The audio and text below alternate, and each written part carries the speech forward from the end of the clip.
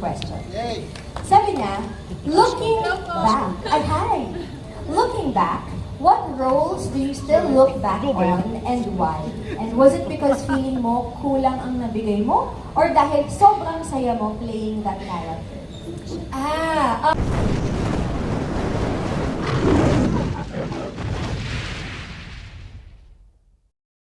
Well, yung isa sa palagi talagang nasa isip ko is yung role ko sa Dirty Linen.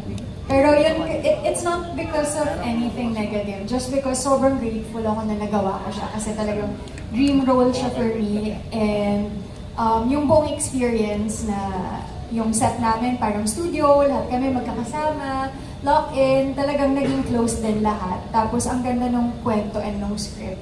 Pakiramdam ko may pagka-timeless siya at mahalaga. And yun, isa lang talaga siya sa mga favorite ko talaga, yung Alexa sa Dirty Linen. I'm sure favorite din yun ng marami nating mga kapamilya na nanonood ngayon. Kasi tumatak talaga yung role, tsaka mas lalong na-cement yung pagkamata-mata actress mo dun sa Dirty Linen talaga.